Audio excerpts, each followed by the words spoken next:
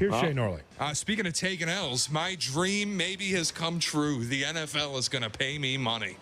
They have lost their Sunday ticket lawsuit. There is now civil action.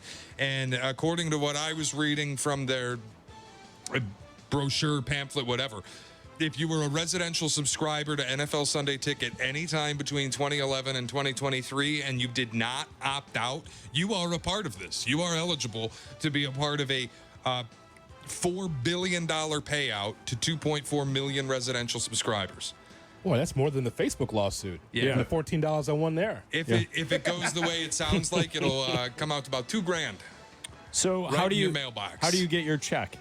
It says do nothing right now. You'll have to opt in, provide information at a certain point down the road. But right now, as long as you've done nothing and haven't actually opted out, you're in. You guys ever trust that?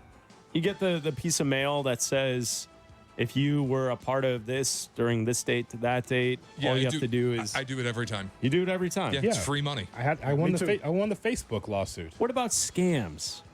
Aren't you guys worried about scams? Not with that, no. No? No, All I right. get them in my email all the time, and it's like law firms emailing me going, we think you're a part of this. Join. That's what I'm saying. Yeah. I'm in one, I think, against MLB TV. I'm in one, I'm in a few. Oh, it's like an auditor. Boy, he's litigious. All right. Yeah, trying to get, hey, listen, man, it's free money. Wow. Do you understand your First and Third Amendment rights? I can sit here and film anytime I want to in front of this building. I'll sue you. He's one of these auditors that you see on TikTok. Yeah. The moment someone touches his camera, he's like, I got it on film. Got it on film. That got me through COVID, by the way. 7 days of just watching these auditors just talk about like, hey, you're a police officer. I know my rights. You know your rights. I can sit here and film all I want. I could stand right here in the post office looking like a maniac and just film for 3 hours. Yep. Because I'm in the lobby and I have the right. Have the right. Get out of here. The right. Jerk off. All right, so what? Well, Chris, you were asking before the show, how does this relate to football? Is there anything that comes out of it? So I was doing some reading back here, and there are concerns that are growing that the league could lose Sunday Ticket, which is kind of their freely owned revenue sharing stream, which could reduce the salary cap. Huh. That would obviously have some pretty big implications because the salary cap just rose by 15% this offseason. It's been an explosion in the wide receiver market and the quarterback market. If this actually damages the salary cap, did we just live through the NFL's version of the NBA's summer of 2016 when they thought the TV growth would be way more than it was? Otto Porter was getting a max contract. Everybody was paying everybody.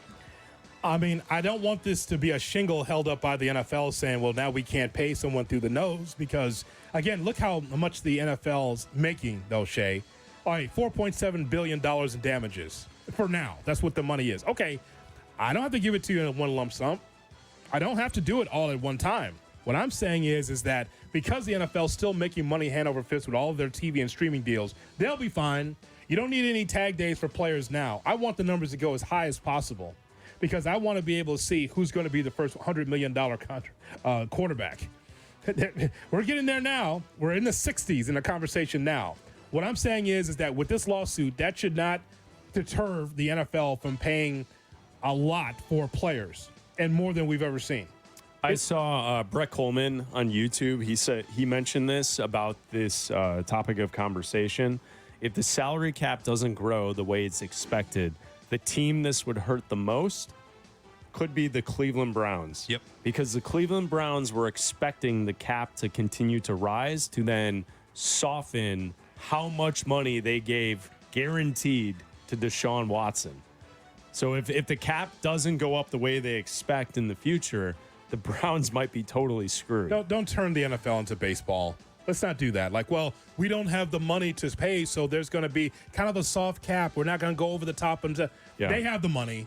Let's not do that now. Well, the $4.7 billion, even if it goes down or if it flattens, it's not going to stay that way. But it's not really an issue of how much money owners can or are willing to spend. You can still go over the cap in terms of cash. It's just you have to be under that number by the start of the league year. The Browns could get effed if the number doesn't go up, and the money's fully guaranteed for Watson. They can't move it anywhere. Yeah. They'll get it. I don't believe this will hurt as much as the perception is. I do not.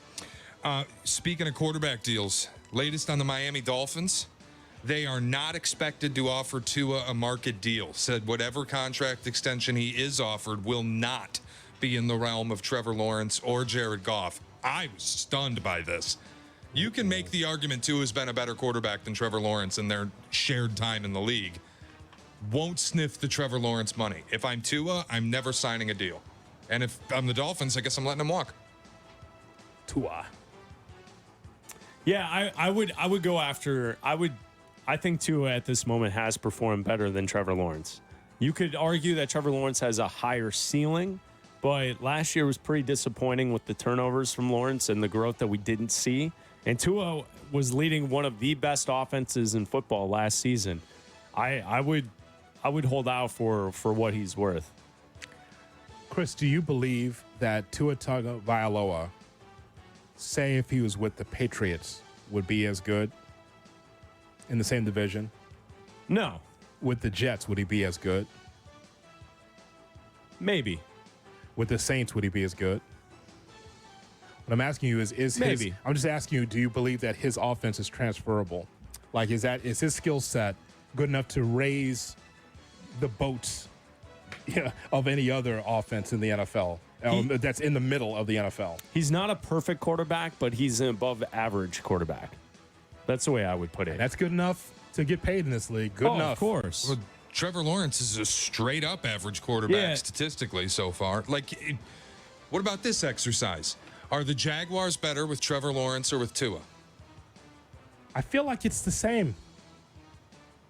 I think they would both be okay. There's a ceiling on their success, but not great. Are the Dolphins better with Trevor Lawrence or with Tua? I feel like it's the same to me. I'm going to go Tua because I think to this point, he's made better decisions in games than Trevor Lawrence has. Don't you think Trevor Lawrence is a better talent, but he makes some bad choices with the football. Do you feel like Tua is a better quarterback with McDaniel as his head coach? 100%. Don't you think Trevor could be able to learn from McDaniel? Yeah, he probably could. I just feel like it's the same to me. It's the same conversation to me. Maybe you feel like one is better than the other, but I think if that's the case, it's slight to me.